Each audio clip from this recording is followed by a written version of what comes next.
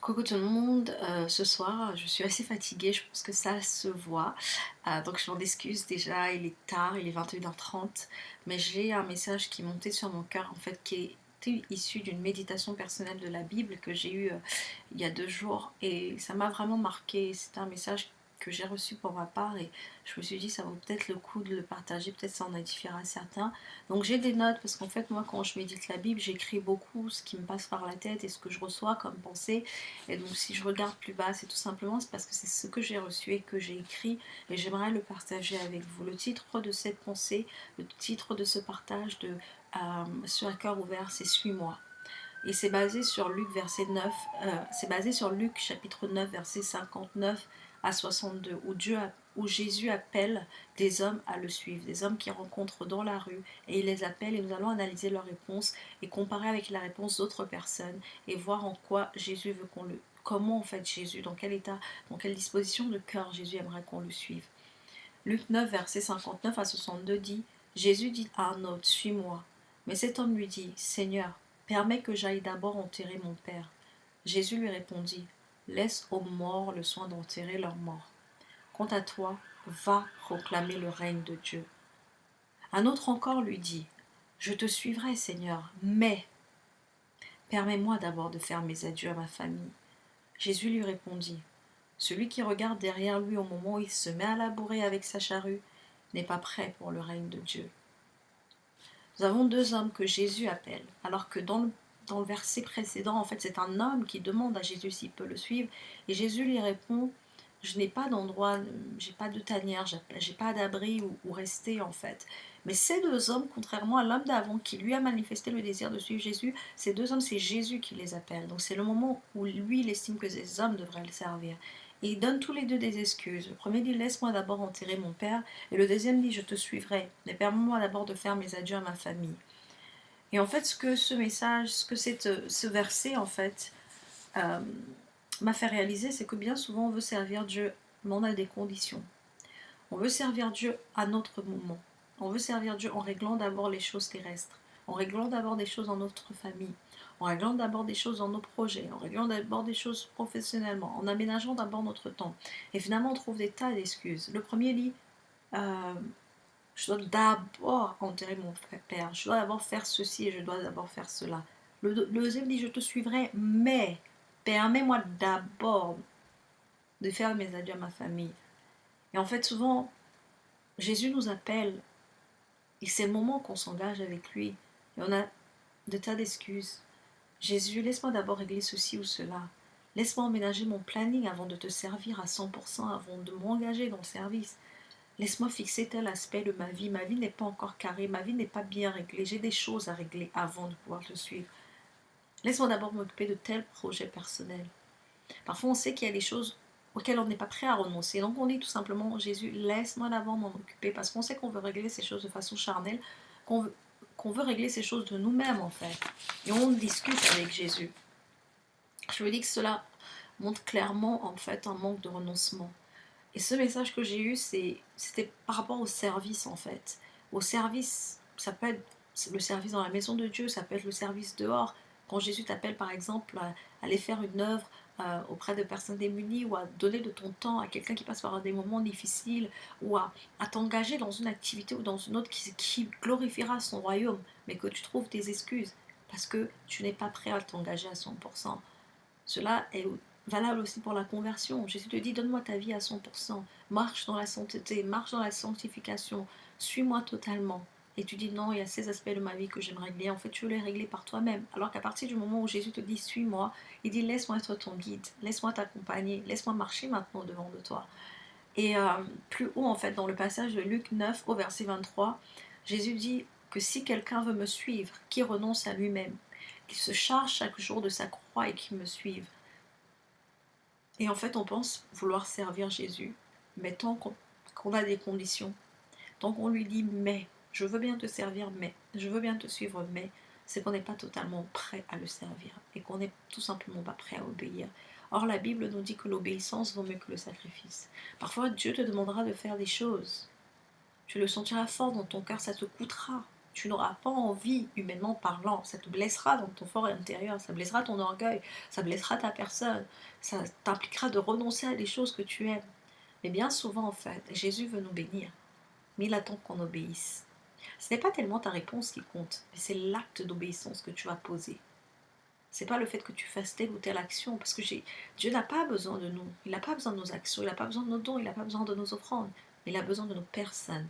Il a besoin de voir à quel point on est prêt à renoncer. On a l'exemple parfait d'Abraham, qui a attendu des années avant d'avoir Isaac, de très longues années qu'il a eu Isaac dans les années de sa vieillesse. Mais quand Jésus lui a dit « Donne-moi ton fils, ton unique, sacrifie-le », on voit Abraham n'a même pas discuté, n'a même pas cherché à demander pourquoi. Et il l'a fait. Et il y avait une énorme bénédiction qui était derrière. Aujourd'hui, on entend encore parler de la bénédiction d'Abraham, parce qu'à cause de son obéissance, Dieu l'a rendu tellement fécond, tellement prospère, tellement influent. Vous vous êtes déjà demandé ce qui se serait passé si Abraham avait négocié avec Dieu, si Abraham avait dit « Oh Dieu, mais tu sais, Isaac, j'ai attendu longtemps avant de l'avoir, oh, tu sais, Sarah était stérile, et puis j'ai attendu tellement longtemps, et maintenant tu me le demandes. » Manque d'obéissance, sa bénédiction, elle est passée comme ça. Donc parfois Dieu nous teste, parfois Dieu essaie de voir si on est vraiment prêt à renoncer, si on est vraiment prêt à lui dire « Je te donne ma vie entièrement. » Et la réponse de Jésus à ces hommes est claire. Il dit au deuxième, celui qui regarde derrière lui au moment où il se met à labourer avec sa charrue n'est pas prêt pour le règne de Dieu. Ça veut dire que tant que tu trouveras des excuses qui te retardent, tant que tu regardes en arrière à ce qui te retient, à ces choses auxquelles tu es encore attaché, c'est que tu n'es pas prêt pour le royaume de Dieu. T'es-tu déjà trouvé dans cette situation où Jésus s'attend à ce que tu lui donnes le meilleur, à ce que tu te donnes à lui totalement et tu dis, je suivrai Jésus, je m'engagerai dans ces choses spirituelles, mais je ne me sens pas prêt, je me sens pas prêt. Tu n'es tout simplement pas du tout prêt à servir les intérêts du royaume. Et pourtant, tu ne sais pas ce qui se découlera de ton obéissance. Trouvons beaucoup d'excuses pour expliquer qu'on ne s'engage pas totalement avec Dieu. Trouvons beaucoup d'excuses. Je parle aux personnes qui ne sont pas engagées, mais également aux personnes qui sont engagées avec Dieu, mais qui ne servent pas totalement comme Dieu veut qu'elles servent, qui ne sont pas là où Dieu veut qu'elles soient. Et on a des excuses. Oh, tu sais, Dieu, j'ai essayé avant, on m'a blessé là-bas, on m'a vraiment fait du mal, alors je me retire, je ne veux plus servir, je ne veux plus m'engager avec ces personnes, je ne veux plus évoluer dans ce milieu. Des excuses. Tout simplement parce que tu ne sais pas l'impact qu'il y a dans l'obéissance. L'obéissance vaut mieux que le sacrifice. Dieu ne prend pas plaisir au sacrifice, mais il a plaisir en un enfant qui lui obéit. Et ce qu'il faut vraiment qu'on sache, c'est que le temps que Dieu nous confie sur la terre, c'est un don, c'est un cadeau. Le temps que Dieu nous donne, on n'est pas les maîtres du temps. Tu ne sais pas quand Dieu te reprendra le souffle de vie.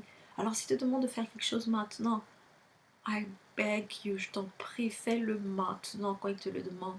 Parce que quand il te le demande, la bénédiction à côté, sa provision à côté, ce qu'il avait prévu de débloquer comme faveur dans ta vie est là. Mais quand tu dis non plus tard, la bénédiction aussi est reportée à plus tard. Et ensuite, tu t'étonnes que tu n'es pas dans la bonne saison, tu t'étonnes que les choses ne se passent pas comme il faut dans ta vie, mais est-ce que tu es où Dieu veut que tu sois? Il veut juste qu'on lui obéisse. Et dans Matthieu 4, versets 18 à 22, on a eu ces personnes que Jésus a appelées dans Luc 9 qui ont trouvé des excuses et dont les réponses n'ont pas satisfait Jésus. Mais on va étudier deux autres cas en fait qui nous montrent comment il faut réagir. Et c'est Matthieu 4, verset 18 en fait, quand Jésus commence à choisir les disciples. Comme il marchait le long du lac de la Galilée, il vit deux frères, Simon appelé Pierre et son frère André qui jetaient un filet dans le lac. C'étaient en effet des pêcheurs. Il leur dit, suivez-moi et je ferai de vous des pêcheurs d'hommes. Aussitôt ils laissèrent les filets et le suivirent. Il alla plus loin et vit deux autres frères, Jacques, fils de Zébédée, et son frère Jean, qui étaient dans une barque avec leur père Zébédée et qui réparaient leurs filets. Il les appela et aussitôt ils laissèrent leur barque et leur père et le suivirent. Aussitôt ils laissèrent leur barque et leur père et le suivirent. Observons leur attitude. Ils ont renoncé totalement.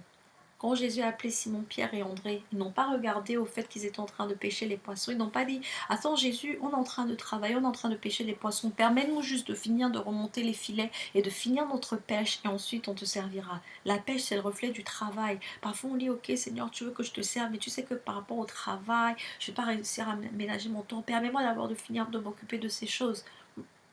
Simon, Pierre et André, ils ont laissé les filets tout de suite. Ils n'ont pas réfléchi et ils ont suivi.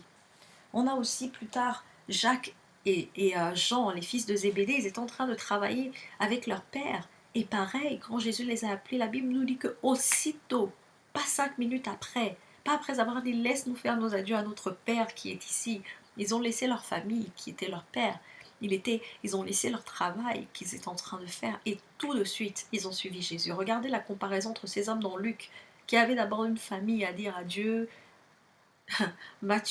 dans Matthieu, Simon, Pierre, André, Jacques et Jean avaient également des excuses, mais ils ne s'en sont pas servis parce qu'ils ont réalisé qui était la personne de Jésus. Ils ont réalisé ce qui s'attachait à cet appel et ils n'ont même pas hésité une seconde. C'est ça la réaction, c'est ça l'attitude des vrais disciples de Jésus. Quand tu es un disciple de Jésus et que tu sais que ta vie doit compter pour le royaume et pour les intérêts de Dieu et que tu sais que tu n'es pas le gérant de ta vie mais que c'est Dieu qui dirige ta vie, quand il t'appelle, tu n'hésites pas. On peut avoir des excuses, c'est vrai, on en a tous. Mais sache que ta réponse déterminera beaucoup le restant de ta vie. Ta réponse déterminera beaucoup la manière dont ta vie va se dérouler. Parfois on se plaint, on ne sait pas pourquoi les choses sont bloquées dans nos vies, on ne sait pas pourquoi on tourne en rond, on ne sait pas pourquoi tel et tel domaine de notre vie ne marche pas. Est-ce que tu as déjà essayé de penser? Est-ce que tu as déjà réalisé que ça peut être parce que tu veux gérer les choses à ta manière? Et si tu laissais Jésus diriger la barque?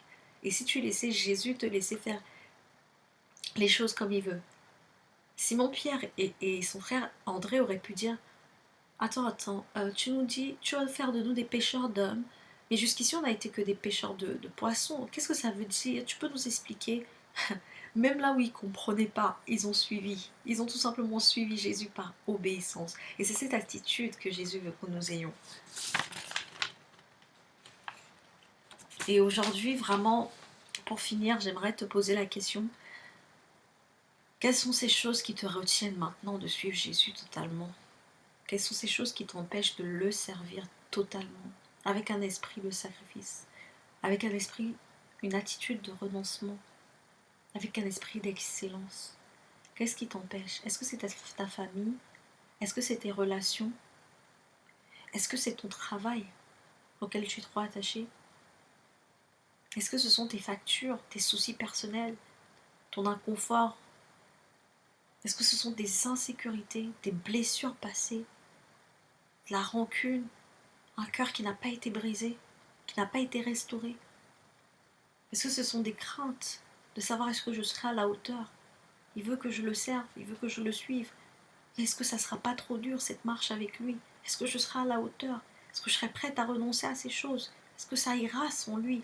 Est-ce que ça ira sans ces choses? Est-ce que ça ira juste avec lui? Est-ce que ce sont tes relations qui te retiennent? Est-ce que c'est ta famille qui ne veut pas que tu t'engages totalement avec Jésus? Est-ce que c'est ta famille qui te critique, qui t'insulte, qui te méprise parce que tu as donné ta vie à Jésus et qui parle de toi comme si tu n'étais un bon à rien et que tu suis quelqu'un de complètement illusoire? Est-ce que ce sont tes addictions, des choses auxquelles tu es attaché, qui détruisent ta vie mais que tu n'arrives pas auxquelles tu n'arrives pas à renoncer? Est-ce que c'est ton caractère qui est tellement difficile que tu sais que tu ne pourras pas te soumettre? Parce que servir Dieu, c'est se soumettre. Et j'ai envie de te demander, si tu laissais, si tu décidais de laisser en arrière toutes ces choses qui te retiennent, si tu décidais d'être obsédé par Dieu et non obsédé par toi-même, obsédé par les intérêts de Dieu et non focalisé sur ta propre vie, quoi que Dieu mette dans ton cœur, que ce soit Dieu, que ce soit un sentiment profond que tu as au fond de toi, quoi que tu sens qu'il faut que tu fasses et que tu sais que c'est la chose qui est bonne à faire, j'ai envie de te dire, n'hésite pas. On a 4 hommes. 2 ont hésité, ils n'ont pas été dignes de suivre Jésus. 2 l'ont suivi. Et aujourd'hui encore, on parle de ces apôtres. On parle encore de Pierre, on parle de Jean. On parle de ces hommes encore aujourd'hui. Si tu le laissais Dieu écrire l'histoire de ta vie maintenant, j'ai envie de te rappeler, je t'en supplie, souviens-toi qu'on n'est pas maître du temps. Tu as peut-être une vingtaine d'années, tu as peut-être une trentaine d'années, je ne sais pas quel âge tu as, tu te dis peut-être que tu as toute la vie. Les personnes qui pensent comme ça, je ne fais pas ce qu'ils me demandent maintenant, j'ai toute la vie après tout, plus tard, dans quelques années. Qui te dit où tu seras dans quelques années?